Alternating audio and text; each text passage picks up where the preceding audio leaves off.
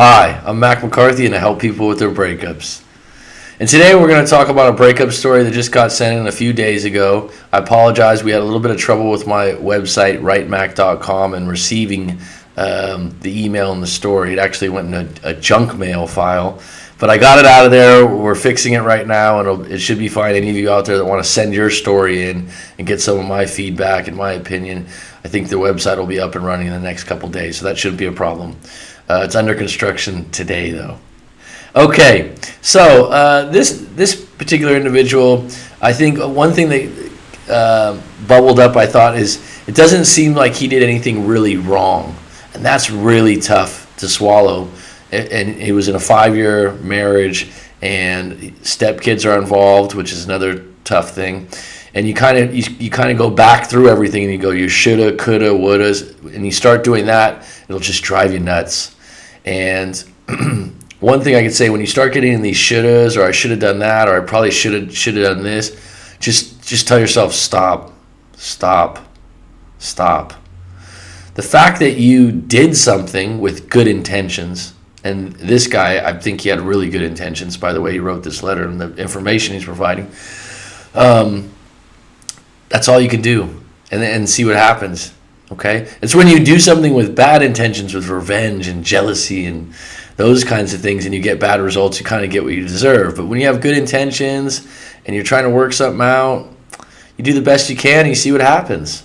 And what I've always told people on my channel, and I think a lot of people respect this, is if you go to a lot of channels and say, oh, you do the no contact, you do this, this, and this, and you'll get her back. You do this, this, and this, and you'll get her back, or you'll get him back. And I just don't think it's that simple. I think there's a lot of things that you can do that are going to enhance your chances. But each story is so individually different that by writing out your story, sending it to someone like myself, we can go into it a little deeper. And you can figure out, do you even actually want this kind of a relationship back? That's a really good question to ask, because a lot of times, once you've been rejected, all you do is spend time trying to get that person back in that relationship back, and you're not asking yourself a really good question, which is this relationship what's best for me after what's happened, after I've been rejected for these reasons? That's the question to ask a lot of times. All right, let's get into this story. Hi, Mac. How you doing? Thank you for providing this avenue. You're welcome. I'm at the stage where my friends just don't want to hear about it anymore, so thanks. I'll probably do a paid email with you as well. Great. I know the feeling. I know when I was in a bad breakup a while back and I was talking about it with friends, there were some friends that just got to a point where, and they'll start snickering behind your back too, because what it comes down to is they might not have been in that situation, number one. They're in a happy relationship now, so they don't want to listen to your crap. They don't feel sorry for you, because they already have a storyline in their head of what happened. There's just a lot of things, and to them, especially if you're repeating yourself a lot, it just gets old, and they don't know how to make you feel better, right? They don't know they're not trained to be a counselor. They don't have a lot of interest in this, and some people are insensitive, to be quite honest, and can really hurt you a little bit worse. And may I add one more thing? When you talk to your friends, I've said this many times, I'll probably repeat it again, one of the reasons why you write your story out is because you're giving them fragments of the story. Oh, I remember when she did this, or the last day I talked to her, this happened. You don't tell the whole story, so they just get bits and pieces, okay? And like I've said before, your friends are biased in two ways. They really show you pity and compassion, or the opposite way, where they really maybe liked your ex or have a negative inclination to your story. So usually it's nice to have someone like myself read it that doesn't have an opinion of you beforehand. Firstly, thanks to my previous experiences, I know all about the no contact rule, including social media, so we don't need to worry about any of those basics, but you'll probably see the mistakes I did make. Okay, I mean, the no contact rule is out there. I give a little bit different perspective of it. There's no guarantees with it. I'm sure you know a lot about it, and it's different angles, right? I will try and make this as succinct as possible. Wow, that's a word I haven't used in a long time, succinct. Okay, I like that.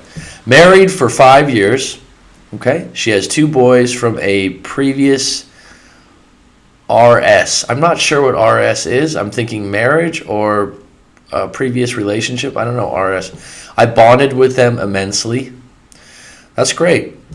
That's great. If you ever are going to get into a relationship with a woman that has kids, you really have to take that role seriously.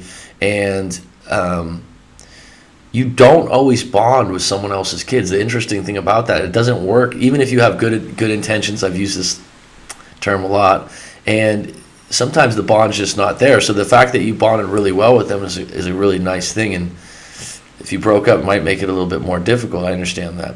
I started out great, and she was totally in love with me. I've never had a girl love me so wholly like she did. Okay. But over the years, I failed her many tests as hard as I tried not to, and she fell out of love with me. I'm wondering what the many tests were. Was it a certain test that was repeated? I would have to, if we did have another email or talk again, I'd have to ask about this. I failed her many tests. I would like to know what those tests that stand out to you were. Okay, I tried not to, and she fell out of love with me. She has convinced herself that we're too different. Okay, she has convinced herself that we're too different. So she has convinced herself that we're too different. Why would you say she convinced herself? As in, you don't think it's true? Are you different? But on the other side of that, opposites do attract. You should be a little bit different. A lot of times people that are too similar don't make good couples. But being a little more detailed about that, there's some issues that she probably one or two things that you're very different about, and those are the things she's holding on to, if I had to guess. There was no cheating or abuse. Good for you, man. And I strived to be a good husband and stepfather. That's great. Good word, strived. That means you're always giving it your best. You're always trying. I moved out in August. I did not beg or plead or try to convince her. Good for you. You kept your ball sack intact. You kept your confidence intact. That's good. That's really good. I simply said it was not what I wanted, but I would respect her decision and left. That's a great way to leave it. Great way to leave it. This, of course, made her experience that sudden separation anxiety, and that's where my path to hell began. Sorry to laugh, but the words you use. Okay, separation anxiety. Sure, I think everyone goes through it, especially if you had 5 years and you had a bond with her two sons. Absolutely, there's going to be some separation anxiety there. Following Corey Wayne's method, I had her coming to me for 3 months, crying, saying how much she missed me and was struggling to let go, etc., etc. And we slept together a few times. So so it sounds like for 3 months after you broke up and moved out, you were still seeing each other. And if I'm correct, the Corey Wayne method maybe has something to do with no contact and drawing a line in the sand about what you want, basically. And it says here she was, crying and saying how much she missed you. Well, that's a good thing. That means she still had strong feelings for you. I continued with I can't just be friends, and she knew what I wanted. Okay, if you can't just be friends, then absolutely, you're being honest. I'm not sure if this was the exact right thing to do. It was, if it was true. It was the right thing to do. The truth always helps things, okay? Especially, this is a woman you're married to, you care a lot about. This isn't just your girlfriend of 8 or 9 months, or you're a stepfather to her kids. You owe yourself and her the honesty. You don't want to just be friends. This isn't a game you're playing. You're being honest. So I'm not sure that was the exact right thing to do. Bullshit, it was. Because I feel it kind of forced the end result. Well, you know what? If you didn't force the end result, right, then you'd be sitting here, she comes and goes and comes in crying, and then maybe we sleep together. Is that the kind of relationship you want? I don't think so. That's not what you're saying. So forcing an end result where at least you got some clarity, because you either want to be together, married, living together, being a stepfather, or you want to be on your own, working on yourself, possibly in the future, meeting someone new that appreciates who you are. After about 3 months of this, she started to drift, and that's when I dropped the ball and probably started to panic a bit. Well, sure, if you were seeing each other, you really weren't officially broken up yet, and you hadn't gone through all that no contact where you really felt it if you guys were kind of exchanging messages and stuff. I had that fear that she was weaning off of me and I was helping her do it. Could be that she was, another good word, weaning off of me and I was helping her do it. Well, so then she sent me a final email saying how amazing and strong I am. She hasn't been good at giving me the space I've asked for, so she wasn't going to contact me anymore. She ended with, I'm going to miss you so much. Okay, so this statement to me is important. I'm going to miss you so much. XOXO, meaning I love you, I guess. So she's saying, I'm going to miss you. So right now, she's missing you. Anytime you get an I'm statement, those are really powerful statements. And the subconscious is going to guide that person to fulfill that statement, if that makes sense to you. So if she said, I'm done, that would be one of those statements that's very clear, I'm done. And she's going to make that possible in her subconscious by her actions. But the fact that she says, I'm going to miss you, right now she's missing you. And the fact that she still loves you, she still has feelings. And this tells me that if you keep up the current no contact, she probably will come back to you again. There's a good chance of that because it seems like her feelings and emotions are high, judging by what you're telling me. That was 3.5 weeks ago, and I haven't heard from her since. 3.5 weeks ago is not a long time. And actually, if you look through a lot of these no contact manifestos and places and books, that 3.5 weeks is actually the point where a lot of people actually reach out. It's a common time where it's the worst at 3.5 weeks. So 1 month, once you get to 2 months, but the longer it goes, if she comes back to you, she's going to come back to you on your terms. She's going to realize how much she really misses you and can't live without you, and then you're going to have to make the decision, do I want this relationship? And like I said, from what you're telling me, especially when she says, I'm going to miss you so much, she's going through it right now. It doesn't sound like she's seeing someone else or where she's, she just had some questions about you guys being too different. There's a good chance that she'll probably contact you. What you do at the point when she contacts you is kind of up to you if it's been 2 months or 3 months.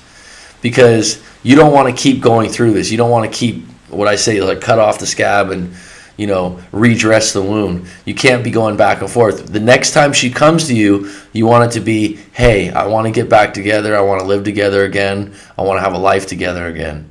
That's what you want. These last 3 weeks have been brutal, to say the least, and I miss her dearly. Of course you do. You were with her for 5 years. Being cut off like that, the withdrawals have been extremely harsh. I've never really had an ex come back, so I cannot have any faith that this one would either. And that is a hard pill to swallow. Well, don't get ahead of yourself. Every relationship's different. You're doing the right things by everything you're telling me. You weren't a jerk at the end of this. You were understanding, and you've been strong in what you want and fair. Of course it's a hard pill to swallow, okay? Of course it is. There's nothing wrong with that, but you got to deal with it. And the best thing to do is, I've said it before, I think I've told you in the comments, take it day by day. And one of the things I always say, Woody Allen said it about being in show business and finding his way. He's like, you got to just show up every day. And right now, as simple as it sounds, you just show up one more day. You go to work, you deal with that pain, and you get through it, and you get through each day.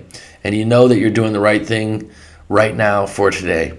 And you don't look at it, in 2 or 3 months, she's not going to come back. You just go out and you have your day and you keep showing up to work. You keep waking up in the morning. You take your shower, you brush your teeth, you go through the motions. And then at that moment where you get this fleeting thought of what it was like with her, you deal with it. You fucking deal with it. And you get through it. Okay. I'm doing all I can to recover, Mac. I don't drink or do drugs. Well, that's a huge plus because that usually doesn't help you when you're feeling this back. I run my business successfully, eat well, and work out. Well, I don't have to give you any. That's outstanding. Fucking outstanding. Sleep still invades me a bit, and mornings are the worst. I remember my breakup. Mornings are the worst, and especially when you have an empty bed. So that you're going to go through that. One thing I could say about the sleep thing that might help you is change your routine. It sounds like you have a routine already if you work out and you eat well. I've said this in another video. Kind of change. So the fact that you work out is excellent. Maybe you have a routine where you know every day you work out at 5:30 p.m. after work. Change that and change your workout regimen. So maybe you work out at 8 p.m. As crazy as it sounds, just to kind of change the habits that you've had before. Because what happens is, especially when you were married, you probably came home at 9 p.m. and saw your wife and just had her around the house. So right now when you're at home and it's 9 p.m., you kind of feel a little bit more sad probably, and you have more of those thoughts. So if you can maybe go for a jog or a run later at night, just switch things up, especially with the exercise routine. Try something new. If you've never been a runner or a walker, one thing I really thought was good when I went through my own thing, and I've suggested to many people before, get some music in and go for a walk, and it's much easier to handle the stuff you're going through while you're on a walk or a run. Seeing some kind of nature, some kind of water, that really helps. Saying all that, you're still going to have these pockets of time where, like you said, it's a tough pill to swallow, and just deal with it, okay? You got to deal with it. You're doing the right thing. This breakup tore us both up. She was so upset for those 3 months, but had me there to help her through it. I had hope she was weaning. Well, I mean, from what you've told me, I don't know if she was weaning. I think she really missed you. I don't know if she had, I'm just going to see him and I'm going to wean myself off of him. I don't know if that was what she was planning the whole time. I wouldn't assume that either, because that's just going to give you a negative feeling. You don't know, actually. You don't know. And the fact that, like I said, if we were able to chat or something, I'd want to go deeper into this idea of the many tests that you went through, and the fact that we're just too different. That there's something more to that that we'd have to talk about. Okay, so I'm not sure what questions to ask. I guess I struggle with how could she go from a marriage full of love to 3 months of coming to me very upset to just cutting it off and walking away like that? You're not going to know, probably. You're not going to know the exact reasons. You can think that she was weaning herself off. You could think that it was because we're just too different. But deep down inside her, you're not going to know exactly the reason until she tells you, and she might even not tell you the truth. So that is the hard part. But deep down, someone that you gave her, if you look at it in a different way, you gave her 3 months to change her mind. And the part that gets me is when you said, I moved out, I did not beg or plead or try to convince her. I simply said it was not what I wanted. I would respect her decision. That's outstanding. I mean, that's being a man right there.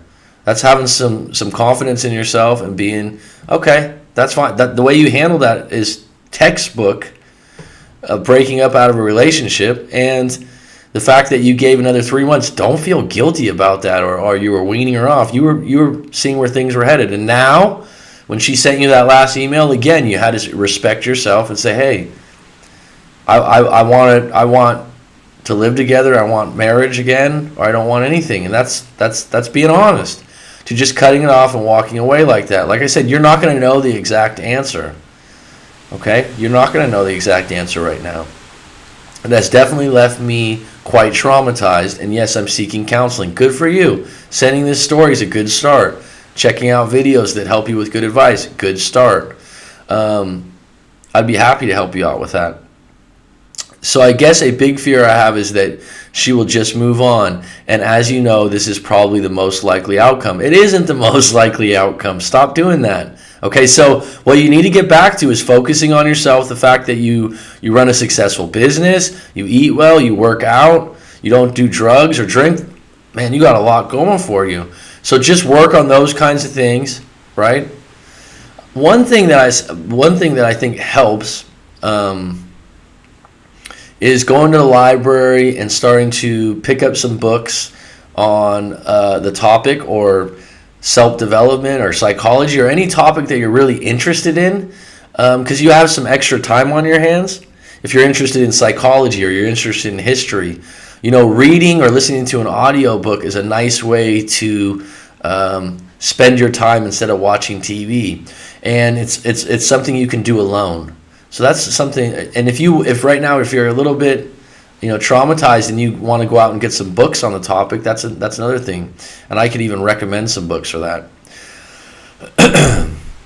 It was a marriage full of love and adventures that everybody in our community looked up to and admired. And it's just such a shame that it's over.